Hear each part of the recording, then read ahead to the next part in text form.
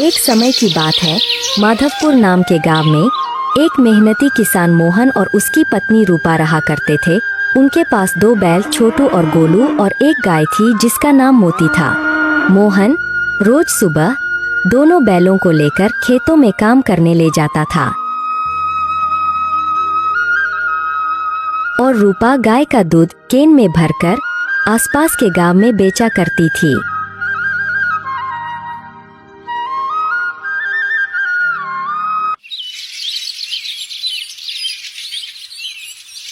सुबह सुबह मोहन अपनी पत्नी से कहता है, रूपा, अरे हो रूपा, सुन रही हो? अरे इतनी सुबह सुबह क्यों चिल्ला रहे हो? अरे भाग्यवान, मैं अपने बैलों को लेकर खेतों के लिए निकल रहा हूँ और मुझे आज खेतों से आने में देरी होगी। अरे भाग्यवान, आप रोज कौन सा खेत से घर जल्दी आते हो? हर रोज घर आने में देर तो हो ही जाती है। अरे नहीं रूपा, आज खेतों की जुताई के बाद खेतों में बीज भी तो डालना है। अच्छा ठीक है भाग्यवान, जैसी आपकी इच्छा।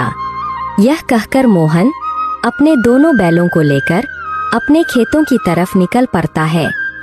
चलो जल्दी जल्दी खेतों की जुताई कर लेता हूँ और खेतों में बीज भी तो डालना है।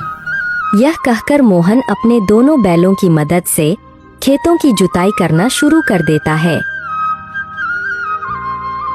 पूरी खेत जुताई करने के बाद मोहन, चलो खेतों की जुताई तो हो गई है, अब जल्दी से खेतों में बीज डाल देता हूँ।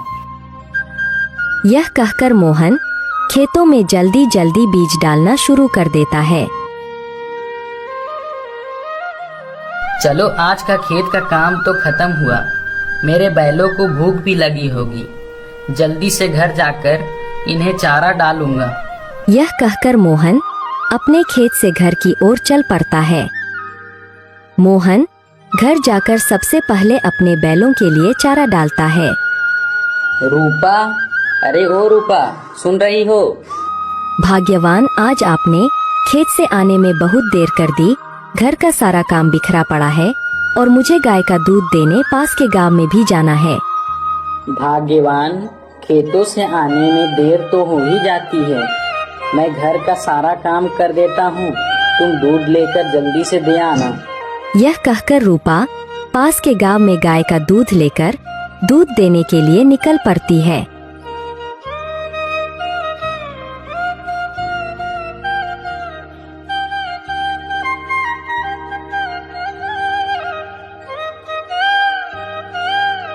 अरे विमला चाची, कैसी हो? मैं ठीक हूँ रूपा, आज आने में कैसे देर हो गई? अरे विमला चाची, आज खेतों में कुछ जरूरी काम था, इस कारण आने में देर हो गई। अच्छा कोई बात नहीं रूपा। इतना कहकर रूपा विमला चाची को दूध देकर वहाँ से आगे चल पड़ती है। फिर रूपा गांव के हलवाई चाचा के ढाबे में दूध देने के लिए जाती है। क्या रूपा, कैसी हो? आज इतनी देर क्यों हो गई? मैं ठीक हूँ हलवाई चाचा, आज खेतों में कुछ ज्यादा ही काम था, इसी कारण से लेट हो गई। ठीक है रूपा, कोई बात नहीं, मैं तो ऐसे ही पूछ रहा था।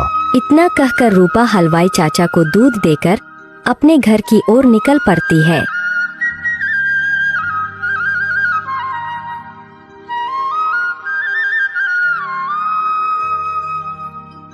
भाग्यवान, मैं दूध देकर आ गई, लेकिन जानते हो आज सभी गांव वाले पूछ रहे थे कि आज दूध लाने में इतनी देर कैसे हो गई। भाग्यवान, खेतों का काम करने में लेट तो हो ही जाता है, इसमें बुरा मानने वाली क्या बात है। भाग्यवान, अब से मैं तुम्हारे कहे अनुसार ध्यान रखूंगा। कुछ महीनों बाद फसल कटाई का समय आ जाता है। सभी गांव वाले अपनी अपनी फसल काटने के लिए तैयारी करने लगते हैं। रूपा और मोहन भी अपने खेत को देखने के लिए चल पड़ते हैं। अरे भाग्यवान, इस बार की फसल तो बहुत ही अच्छी हुई है, चारों तरफ हरियाली ही हरियाली है।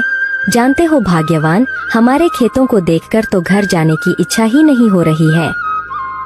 जानती हो भाग्यवान, यह सब हमारे बैल छोटू और गोलू की मेहनत का फल है। भाग्यवान, मुझे लगता है इस बार हमें बहुत अधिक मुनाफा होगा। समय बीतता है और कुछ दिनों के बाद मोहन की फसल कट जाती है। इस बार मोहन की फसल बहुत ही ज्यादा और अच्छी मात्रा में हुई थी।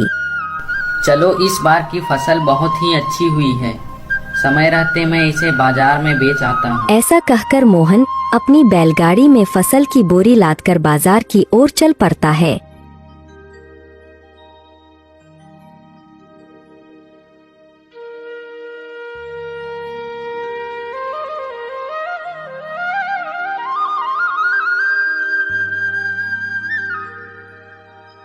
बाजार जाकर मोहन अपनी फसल मोटू दुकानदार को बेच देता है।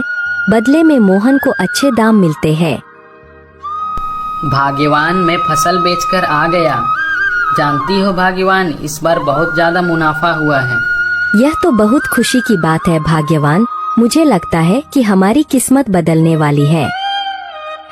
दिन बीतता है और मोहन अपनी फसल और दूध बेचकर जमा किए हुए पैसों से एक अच्छा घर और एक अच्छा दुकान बनवा लेता है। उसकी दुकान बहुत ही अच्छी चलने लगती है।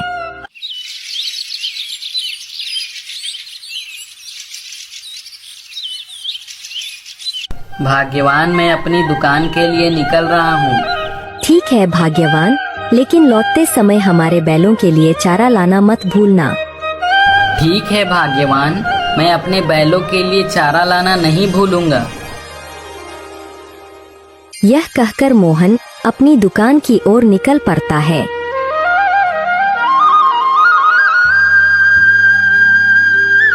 दिन भर दुकान के काम में व्यस्त रहने के कारण मोहन अपने बैलों के लिए चारा लेना भूल जाता है और शाम को अपनी पत्नी रूपा से कहता है, भाग्यवान, मैं अपनी दुकान से घर लौट आया। अरे भाग्यवान, आपको मैंने हमारे बैलों के लिए चारा लाने को कहा था, क्या आपने लाया? भाग्यवान, मैं दुकान के काम में इतना व्यस्त हो गया था कि अपने बैलों के लिए चारा लाने खेत जाने का समय ही नहीं मिला। रोज रोज दुकान में व्यस्त रहने के कारण बैलों का कोई उपयोग नहीं हो रहा था। इसी कारण मोहन का प्यार अपने बैलों के प्रति कम होने लगा। बैलों के लिए रोज समय निकाल कर चारा लाना मोहन और उसकी पत्नी रूपा के लिए परेशानी लगने लगा था। इसी कारण एक दिन मोहन अपनी पत्नी से कहता है, भाग्यवान, मैं कह रहा था कि अब तो हमें अपने बैलों की कोई जरूरत नहीं है, क्यों ना इन बैलों को हम बेच दें। यह क्या कह रहे हो भाग्यवान? आज हमारे पास जो कुछ भी है वह हमारे गाय और बैलों की वजह से ही तो है। लेकिन भाग्यवान, मुझे रोज रोज समय निकालकर बैलों के लिए चारा लाने में बहुत परेशानी होती है।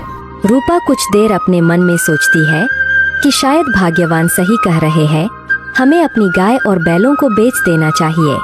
आप सही कह रहे हो भाग्यवान, अब हमें गाय और बैलों की कोई जरूरत नहीं है। यह बात सुनकर तीनों गाय और बैल दुखी हो जाते हैं। अगले दिन सुबह सुबह मोहन अपने तीनों बैलों को जबरदस्ती घर से निकालने लगता है। चलो चलो निकलो यहाँ से, अब हमें तुम्हारी कोई जरूरत नहीं है।